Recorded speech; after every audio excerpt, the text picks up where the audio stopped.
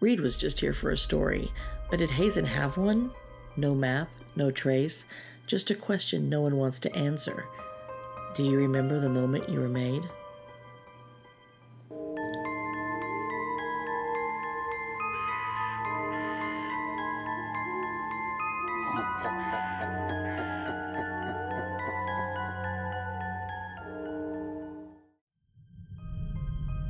Welcome to Deadtime Stories. Tonight's tale comes from a place that doesn't like to be found, and the man who didn't listen when the warnings whispered, "Turn back." So settle on in and snuggle up, y'all. It's story time. This is the HAZEN Disappearance.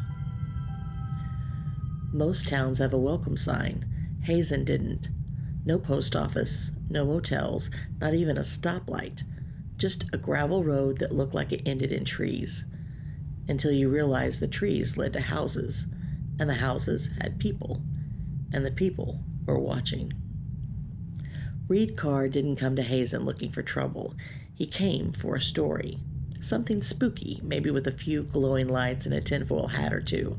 Just enough to scare up downloads for his fringe podcast, Forgottenphenomena.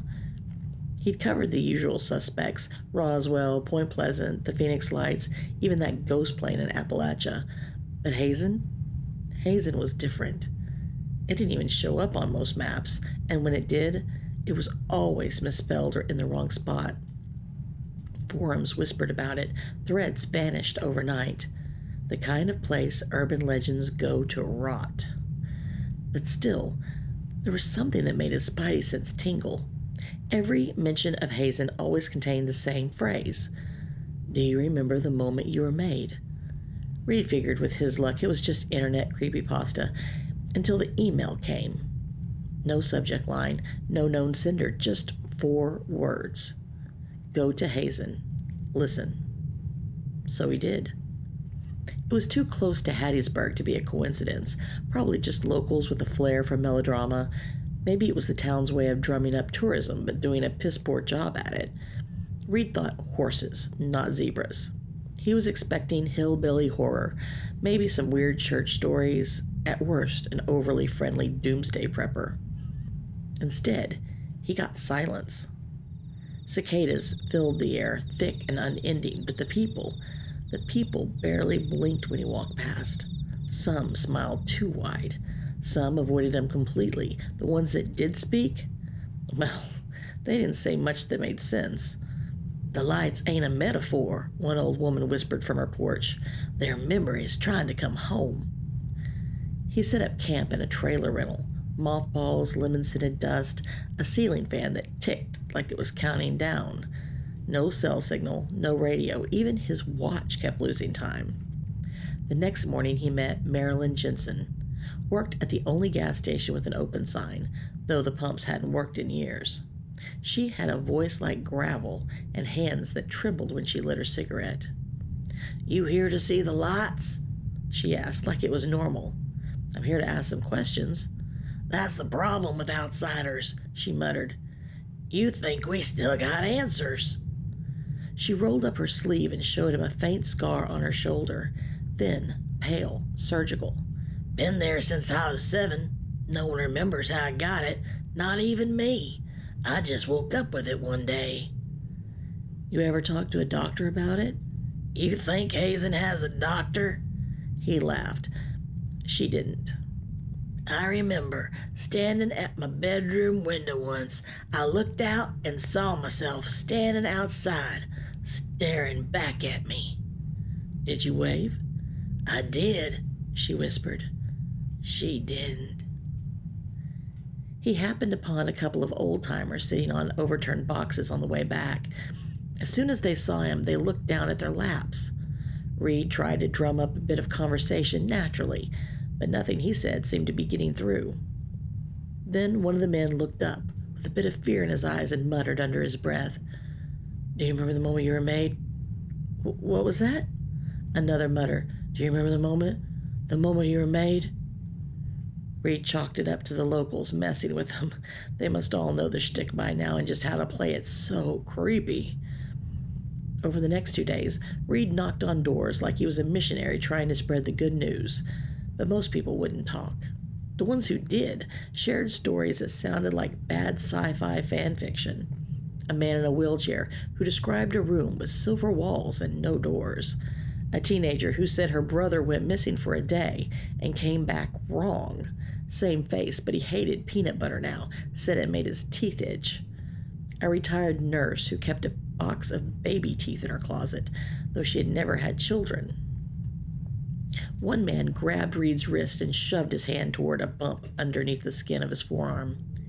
"It's right there. I can feel it," he insisted. "They track us through 'em. Slipped it in while I was asleep." Reed nodded politely, made a mental note that it looked like an old BB pellet. Maybe scar tissue? Definitely not government tech. "People find science fiction when reality's too strange to face," he wrote in his notebook.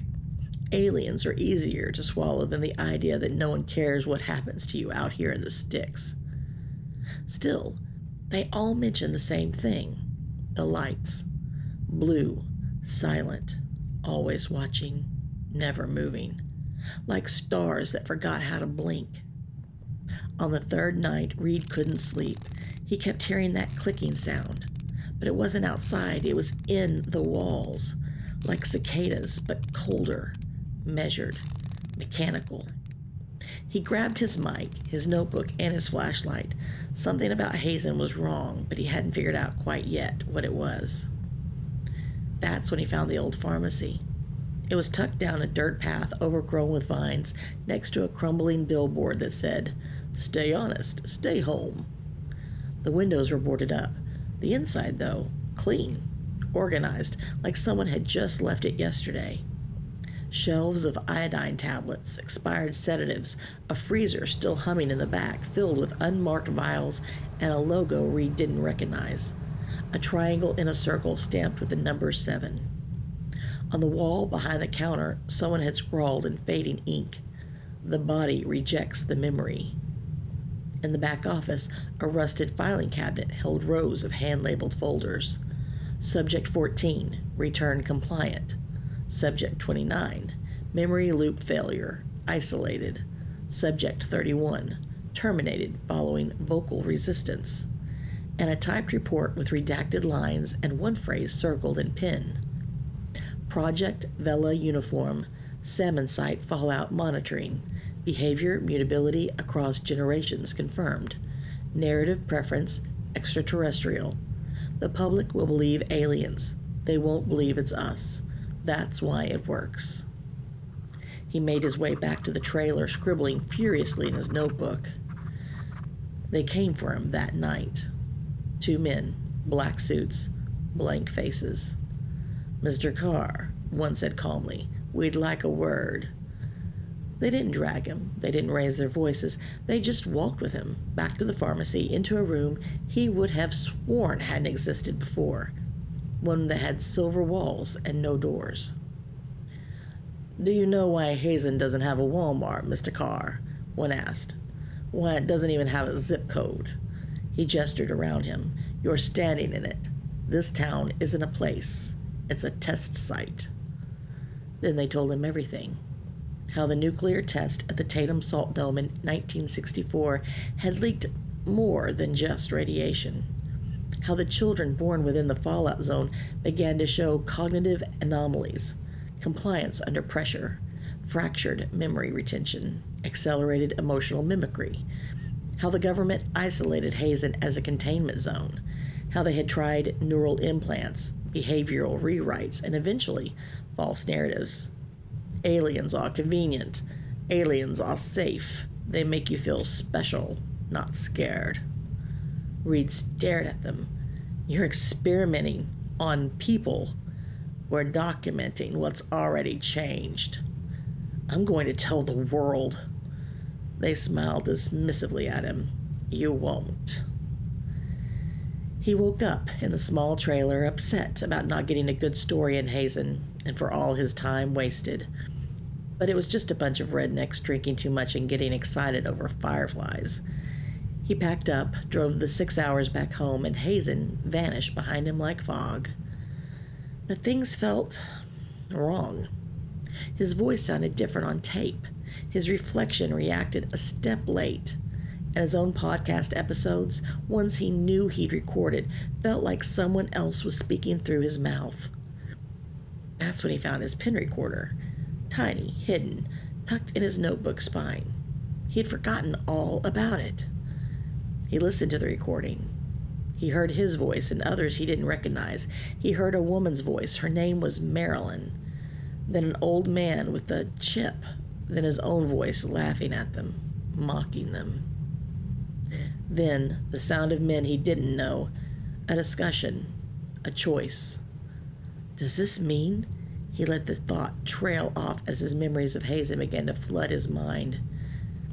He started writing, frantically, like a man trying to outrun the truth by putting it on paper first. The story poured out of him, every word, every detail. He typed until his fingers hurt. And when he reached that final sentence, his phone rang. He answered without thinking, the voice on the other end calm and familiar. Do you remember the moment you were made? He didn't reply. He hung up, deleted the story, and sat in the dark for a very, very long time. Some places don't need aliens, just enough silence, enough time, and enough fear, and the experiment runs itself. Still think it was just fireflies? Hit like, drop a comment, and share this with your favorite conspiracy theorist. And subscribe before the next memory adjustment. Got your own strange encounter? Email it to us. All links in the submission guidelines are right there in the description. That should be enough to keep y'all up tonight. See y'all next time.